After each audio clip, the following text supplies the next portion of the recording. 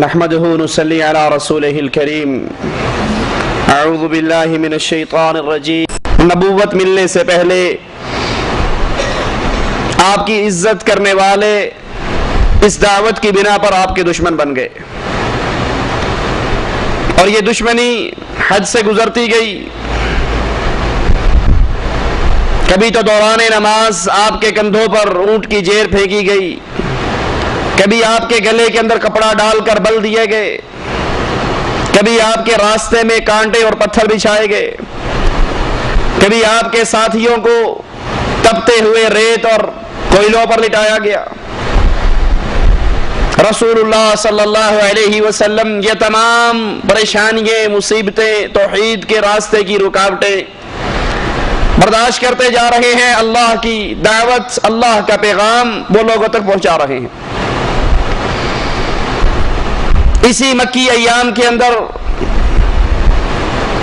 جب نوبت یہاں تک پہنچ جاتی ہے کہ کفار مکہ اللہ کے نبی علیہ الصلوۃ والسلام کے قتل کی پلاننگ شروع کر دیتے ہیں، اللہ عز و جل اپنے نبی علیہ الصلوۃ والسلام کو مزید اپنی نشانیاں دکھانے کے لیے آسمانوں پر بلاتا ہے۔ آپ کو معراج کروائی جاتی ہے۔ اب اس معراج کے حوالے سے بھی ہمارے ملکوں کے اندر، انڈیا پاکستان کے اندر بڑے عجیب و غریب قسم کے واقعات، بڑے عجیب و غریب قسم کے عقائد بڑے مشہور ہیں۔ جو ہی رجب کا مہینہ آتا ہے، من گھڑت مسائل، من گھڑت عقیدے، من گھڑت اعمال، اس کا دروازہ کھل جاتا ہے۔ بلکہ پرسوں ہی کیو ٹیلی ویژن، اس پر ایک مفتی صاحب فتویٰ دے رہے تھے، کوئی اگر رجب کے مہینے میں 8 روزے رکھ لیتا ہے تو جنت کے 8 دروازے کھل جاتے ہیں۔ کوئی یہ کر لیتا ہے تو یہ ہو جاتا ہے، یہ کر لیتا ہے تو یہ ہو جاتا ہے۔ اس معراج کے واقعے کو سامنے رکھ کر ہمارے ہاں بڑی نظمیں اور نعتیں بنی ہوئی ہیں۔ ایک بڑی مشہور نعت ہے، پنجابی کا شاعر کہتا ہے، کی نہیں کیتا یار نے ایک یار واسطے، رب محفلاں سجائیاں دیدار واسطے۔ بالکل جیسے عاشق اور معشوق کی ملاقات ہوتی ہے، اس معراج کے سفر کو وہی صورت دے دی گئی ہے کہ عرش سجا رہے تھے، عرش سج رہا تھا، اللہ کے نبی جا رہے تھے، اور اللہ نے اپنے نبی کے دیدار کے لیے یہ سارا معاملہ کروایا تھا، پاس بٹھا کر دیکھنا تھا کہ اللہ اپنے عرش پہ ہوتے ہوئے اپنی مخلوق کو نہیں دیکھ رہا۔ آئیے ذرا قرآن و حدیث سے، اللہ کے نبی علیہ الصلوۃ والسلام کی سیرت سے اس واقعے کی حقیقت تو دیکھیں۔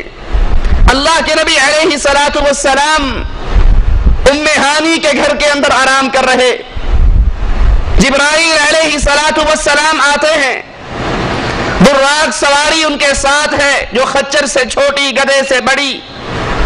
اللہ کے نبی علیہ الصلوۃ والسلام کو اس سواری پر بٹھایا جاتا ہے۔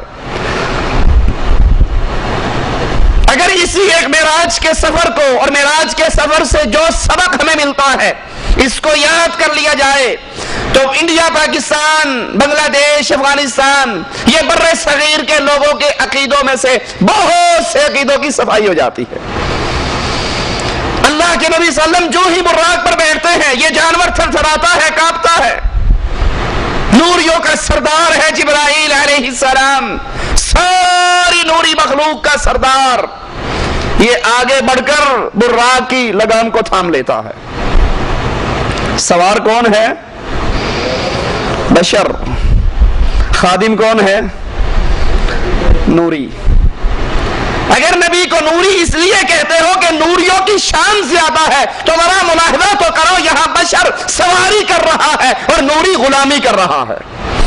رسول اللہ صلی اللہ علیہ وسلم براق پر آپ کا سفر شروع ہوتا ہے۔ قرآن بیان کرتا ہے، سبحان الذی اسری بعبدہ لیلا من المسجد الحرام، پاک ہے وہ اللہ جو لے گیا اپنے بندے کو مسجد حرام سے مسجد اقصی،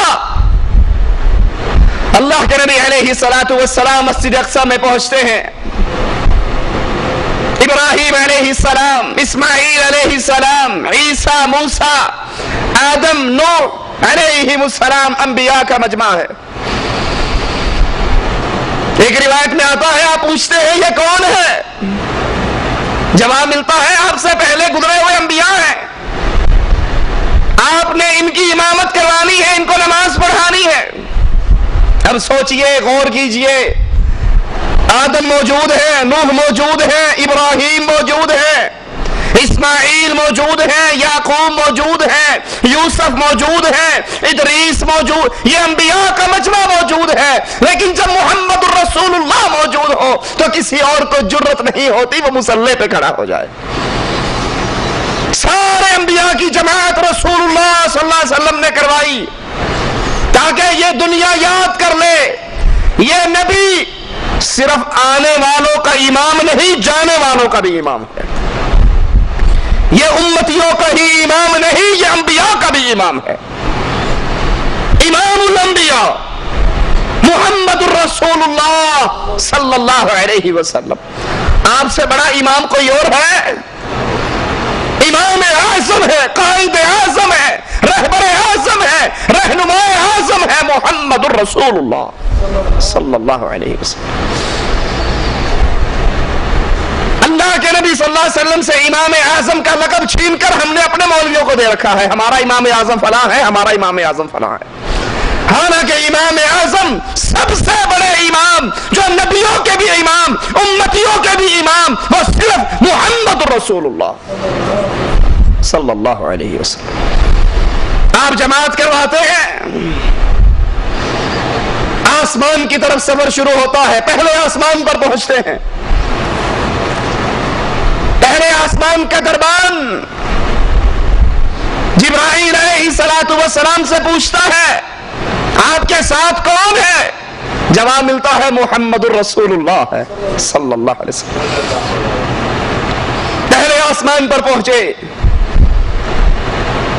جبرائیل کہتے ہیں اللہ کے نبی یہ آپ کے بابا آدم ہیں، ان کو سلام کیجئے. اللہ کے نبی حضرت آدم کو سلام کرتے ہیں. ذرا غور کرنا ایک ایک واقعے پر، ایک ایک نقطے پر.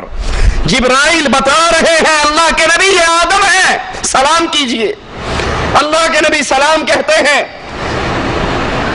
آدم علیہ السلام کہتے ہیں وعلیکم السلام، مرحبا پیارے بیٹے اور پیارے نبی، نیک بیٹے اور نیک نبی. اللہ کے نبی صلی اللہ علیہ وسلم دیکھتے ہیں آدم علیہ السلام کے دائیں طرف بھی کچھ لوگ ہیں جن کو دیکھ کر آدم ہنستے ہیں، بائیں طرف کچھ لوگ ہیں جن کو دیکھ کر روتے ہیں. پوچھتے ہیں یہ کیا ماجرا ہے؟ جبرائیل بتاتے ہیں اللہ کے نبی جو آدم علیہ السلام کے دائیں طرف ہیں یہ وہ آدم کی اولاد ہے جو جنت میں جائے گی، ان کو دیکھتے ہیں خوش ہوتے ہیں، اور جو بائیں طرف ہیں یہ جہنمی ہے، ان کو دیکھتے ہیں تو روتے ہیں. اللہ کے نبی علیہ السلام پہلے آسمان سے دوسرے آسمان پر جاتے ہیں. رسول اللہ صلی اللہ علیہ وسلم، جبرائیل ساتھ ہے. آسمان کا فرشتہ سوال کرتا ہے، جبرائیل سے پوچھتا ہے آپ کے ساتھ کون ہے؟ وہی جواب ملتا ہے کہ محمد الرسول اللہ صلی اللہ علیہ وسلم میرے ساتھ ہے. اللہ کے نبی علیہ السلام دوسرے آسمان پر پہنچتے ہیں. حضرت عیسیٰ اور حضرت یحییٰ، ان دونوں نبیوں سے اللہ کے نبی علیہ السلام کی ملاقات دوسرے آسمان پر ہوتی ہے. عیسیٰ علیہ السلام درمیانہ قد، سرخ و سفید رنگ، بال آپ کے کھڑے ایسے جیسے ابھی نہا کر آئے ہیں. آپ ان کو سلام کہتے ہیں، یہ آپ کا سلام کا جواب دیتے ہیں مرحبا صالح نبی، صالح بھائی. رسول اللہ صلی اللہ علیہ وسلم تیسرے آسمان پر پہنچتے ہیں. حضرت یوسف علیہ السلام سے رسول اللہ صلی اللہ علیہ وسلم کی ملاقات ہوتی ہے. آپ انہیں سلام کہتے ہیں، اور اللہ کے یہ نبی یوسف، اللہ نے ان کو حسن اور خوبصورتی کا ایک بڑا وافر حصہ عطا کیا ہے. رسول اللہ صلی اللہ علیہ وسلم چوتھے آسمان پر پہنچتے ہیں، دربان آسمان کا. جبرائیل علیہ السلام سے وہی باتیں دہراتا ہے، آپ وہی جواب دیتے ہیں۔ یہاں چوتھے آسمان پر رسول اللہ صلی اللہ علیہ وسلم کی ملاقات حضرت ادریس علیہ السلام سے ہوتی ہے۔ اللہ کے نبی پانچویں آسمان پر حضرت ہارون علیہ السلام سے ملاقات ہوئی، آپ نے سلام کہا، انہوں نے جواب دیا مرحبا پیارے بھائی اور پیارے نبی۔ رسول اللہ صلی اللہ علیہ وسلم چھٹے آسمان پر پہنچتے ہیں اور یہاں آپ کی ملاقات موسیٰ علیہ السلام سے ہوتی ہے۔ آپ سلام کہتے ہیں، حضرت موسیٰ جواب دیتے ہیں۔ جب اللہ کے نبی آگے بڑھتے ہیں تو موسیٰ علیہ السلام رونے لگ جاتے ہیں۔ جبرائیل علیہ السلام پوچھتے ہیں کیا ماجرا ہے؟ وہ کہتے ہیں یہ نبی مجھ سے بعد میں آنے والے، لیکن اس کی امت میری امت سے زیادہ ہوگی اور اہل جنت کے اندر بھی اس کی امت کی تعداد باقی نبیوں کی امتوں سے زیادہ ہوگی۔ یہ سوچ کر میں خوشی سے میرے آنسو نکلتے ہیں۔ رسول اللہ صلی اللہ علیہ وسلم ساتویں آسمان پر پہنچتے ہیں۔ اللہ کے نبی علیہ السلام کی ملاقات حضرت ابراہیم علیہ السلام سے ہوتی ہے۔ ابراہیم بیت معمور جو فرشتوں کی مسجد ہے، اس کا ٹیک لگا کر بیٹھے ہوئے، یہ وہ مسجد ہے جس کے بارے میں رسول اللہ صلی اللہ علیہ وسلم نے فرمایا بیت معمور میں روزانہ 70,000 فرشتہ نماز پڑھتا ہے، لیکن سنو جو فرشتہ ایک نماز پڑھ لیتا ہے دوبارہ قیامت تک اس کا نمبر ہی نہیں آتا۔ اتنی بڑی تعداد اللہ کے فرشتوں کی۔